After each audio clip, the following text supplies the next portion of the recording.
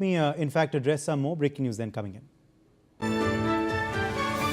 Brent Crude has risen above $76 a barrel for the first time in 2 weeks amidst renewed violence in the Strait of Hormuz. Sharad Kohli is with us on this story. Sharad Kohli, Brent Crude prices also now rising as we speak. Oh, yes, Brent Crude, I must tell you that Strait of Hormuz never went back to normal. There were ship movements which were just about getting back to normal, but shipping lines had increased their freight. And more importantly, shipping insurance had gone up. And a lot of shipping lines were hesitant to move through Strait of Hormuz, and their fears proved to be true when 3 ships were attacked. So I think the shipping lines are going to be further hesitant in letting the ships move, which means the longer route of Cape of Good Hope is going to open up. So basically, where we were about 6 to 7 weeks away or 8 weeks away, we are back to the same position. Strait of Hormuz might as well get closed again, which means that the crude oil can be crossing $80 now from here. And crude oil crossing $80 means that any hopes of Petroleum Minister Hardeep Puri said a couple of days ago that we're going to observe for the next 2-3 months as to what's going to happen. So I think crude oil going back, the hopes of petrol and diesel prices going back for consumers, they seem to be dimming away. Well, let's hope with fingers crossed, Uday. With President Trump, you can be as unpredictable as ever. Indeed. Let me also bring in Ambassador Suresh Goyal, former diplomat, into the conversation once again. Ambassador Goyal, Brent crude prices reacting, skyrocketing. Stock market, be it the Sensex and Nifty, diving. Clearly, reactions already being seen to what President Trump has said on the ceasefire on Iran, Ambassador Goyal.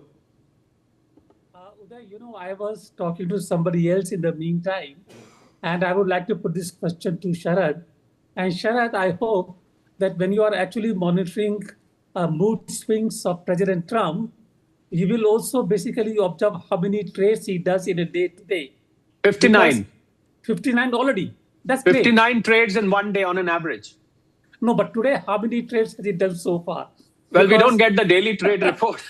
So what I'm saying would indicate to you, President Trump is the businessman. Everything seems to be really geared towards whether he makes any profits or not. We have seen that over a period of time. So let us see what he does. I think it all depends upon the Brent prices.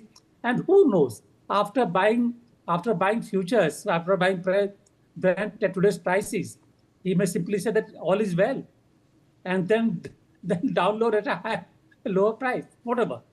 So I don't know, really speaking. Okay. I will not simply take into account these fluctuations in the Brent prices for today and tomorrow. There is no stability at all. There is no stability in the move.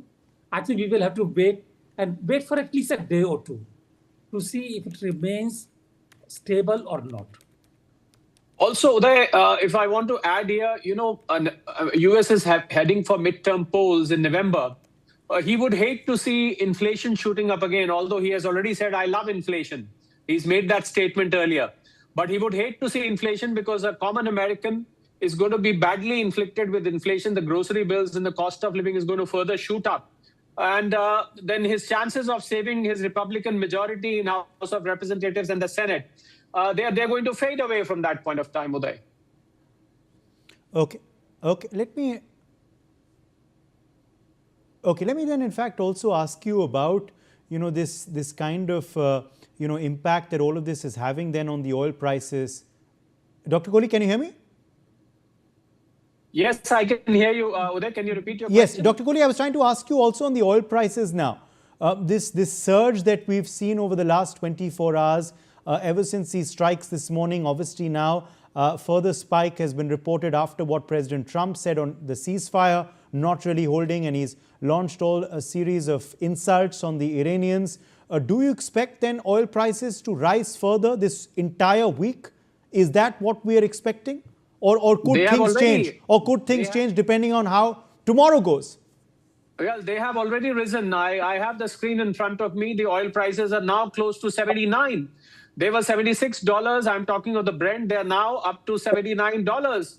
So my fear of $80 is getting more and more realistic, Uday. And this would mean that, although I also agree with the second part of your statement, that everything would depend upon what he says. Imagine one statement from one man. The stock markets around the world are crashing.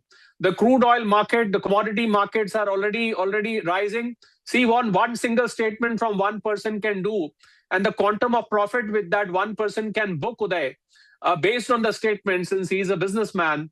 Well, let's wait for the next statement. Is he up to book profits, or is something really going to happen on the ground, Uday? Okay. Let me, then, do we have our colleague with us now? Okay. Let me go across to Rumi Mishra, who's joining us as well, live from the newsroom with more details, more analysis of what President Trump has just said and the impact this is having, the ramifications this is having around the world. Rumi, what can you share with us? Yes, well, I have in front of me the foreign media coverage when it comes to terms of the U.S. President's statement on the U.S.-Iran ceasefire. We have BBC's report right in front of us. They have pointed out what words Trump used against Iran, including scum, sick, and how the ceasefire is over. I'll read it out for the viewers as well. Trump's comments on the U.S.-Iran ceasefire began at around 9:15 BST when a reporter at the NATO summit in Ankara asked if the ceasefire is over. Trump, of course, replied by saying that it's a very interesting question and that to him it is over. I'll also quote what Trump exactly said, which is also written right here. I don't want to deal with them anymore. They're scum. You know what scum is? They are sick people, they're led by sick people, and they're vicious, violent people. Let's move on to Reuters and how Reuters is covering this story. Now, again, Reuters is saying that Trump has said that interim accord with Iran to end the war is now over. Stating that the U.S. President has stated that the memorandum of understanding signed with Iran to end the conflict was over, adding he didn't want to engage with Tehran, and that the interim ceasefire agreement signed between Washington and Tehran under the mediation of Pakistan, of course, was intended to provide a 60-day window for negotiations on a permanent agreement, but indirect talks in Qatar ended with no sign of headway, and the U.S. military unleashed a new wave of strikes against Iran on Tuesday. So Reuters is somehow pointing the fact out that the Islamabad Accord has somehow failed. Let's move on to TV6, which is Upper Michigan source. It's a U.S.-based media.